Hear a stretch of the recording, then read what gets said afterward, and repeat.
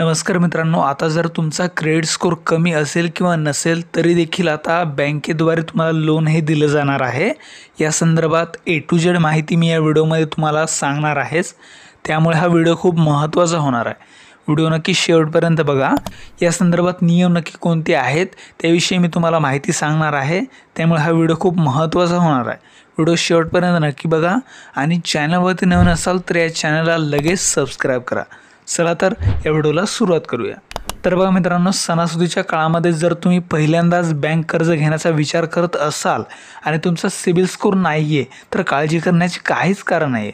आता CIBIL score नसलेले लोक देखील बँक किंवा NBFC द्वारे लोन हे घेऊ शकणार आहेत। त्यानुसार पहिल्यांदाच कर्ज घेण्यासाठी किमान सिबिल स्कोर अनिवार्य राहणार नाहीये, म्हणजेच आता फक्त सिबिल स्कोरच्या आधारावरच कर्ज हे नाकारले जाऊ शकणार नाहीये। त्यामुळे तुम्ही जर पहिल्यांदाच कर्जासाठी अर्ज करत असाल तर तुम्हाला कोणत्याही स्वरूपाची काळजी करण्याचं कारण नाहीये। तुमचं लोन हे डायरेक्ट बँकेद्वारे किंवा NBFC द्वारे अप्रूव्ह हे होणार आहे। याविषयी अलीकडेच लोकसभेच्या पावसाळी अधिवेशनादरम्यान अर्थ राज्यमंत्री पंकज चौधरी यांनी माहिती दिली आहे की रिझर्व्ह बँक ऑफ इंडिया RBIच्या निर्देशांनुसार बँक किंवा इतर कर्ज देणारे केवळ कमी किंवा शून्य सिबिल स्कोरच्या आधारावर कोणाचंही कर्ज हे नाकारू शकत नाहीयेत।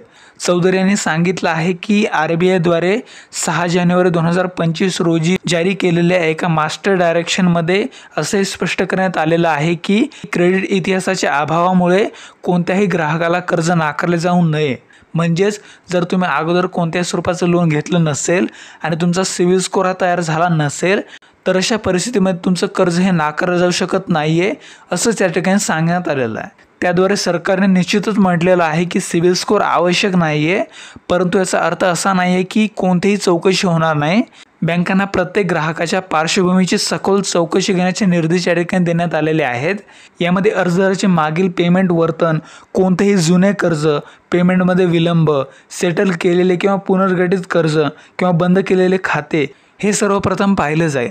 या प्रक्रियेलाच ड्यू डिलिजन्स असं म्हणतात, जे प्रत्येक कर्जापूर्वी आवश्यक असतं। या प्रक्रियेदरम्यानच अर्जदाराची सर्व माहिती ही या ठिकाणी बँकेद्वारे तपासली जाते। आता आपण जाणून घेऊया सिबिल स्कोर म्हणजे काय। तुम्हाला जर सिबिल स्कोर म्हणजे काय माहिती नसेल तर तुमच्यासाठी हा सेक्शन महत्त्वाचा आहे।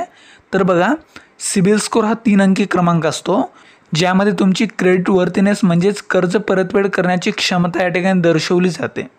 हा स्कोर 300 ते 900च्या दरम्यान असतो आणि हा स्कोर जितका जास्त असेल तितका तुमचा क्रेडिट वर्थीनेस चांगला विचारात घेतला जातो।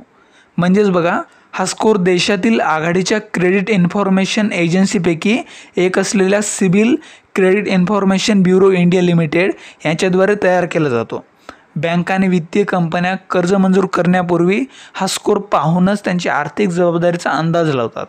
म्हणजे बघा, तुमचा जर स्कोर जास्त असेल तर या ठिकाणी समजलं जातं की तुम्ही कर्ज हे परतफेड करू शकता, आणि जर तुमचा क्रेडिट स्कोर कमी असेल तर अशा परिस्थितीमध्ये समजलं जातं की तुम्ही हे कर्ज हे परतफेड करू शकत नाही। त्यामुळेच तुम्ही पाहिलं असेल की ज्यांचे क्रेडिट स्कोर जास्त आहे त्यांना लगेच बँका कर्ज देतात आणि याऐवजी ज्यांचा स्कोर नाही आहे किंवा कमी आहे अशांना बँका कर्ज नाकारतात, असं तुम्ही बऱ्याच ठिकाणी पाहिलं असेलच। परंतु बघा, इथे जर तुमचा स्कोर या ठिकाणी नसेल तरी देखील तुम्हाला आता कर्ज हे दिले जाणार आहे। त्याविषयी सरकारने स्पष्ट केलेले आहे की RBI द्वारे कोणताही किमान स्कोर निश्चित केलेला नाहीये। म्हणजे बघा, एखाद्या व्यक्तीचा सिबिल स्कोर हा 600 आहे की 0 यावरच फक्त निर्णय हा घेतला जाणार नाहीये। कर्ज देण्यापूर्वी बँका आता त्यांच्या धोरणांच्या, विद्यमान नियमांच्या आणि कर्ज परतफेड करण्याची क्षमता यावर आधारित कर्ज द्यायचे की नाही हे ठरवतील। याविषयी SBI अहवाल हाच फक्त एक आधार देणारा दस्तावेज असेल, परंतु हा अंतिम निर्णयाचा आधार नाहीये, असं देखील या ठिकाणी सांगितलेलं आहे। त्यानुसार जास्त शुल्क हे देखील आकारले जाणार नाहीये, असं देखील या ठिकाणी सांगितलेलं आहे। त्यामध्ये बघा, अनेक वेळा लोक तक्रार करतात की SBI अहवाल हा मिळवण्यासाठी त्यांच्याकडून मोठी रक्कम ही आकारली जाते। सरकारने यावरही परिस्थिती स्पष्ट केलेली आहे।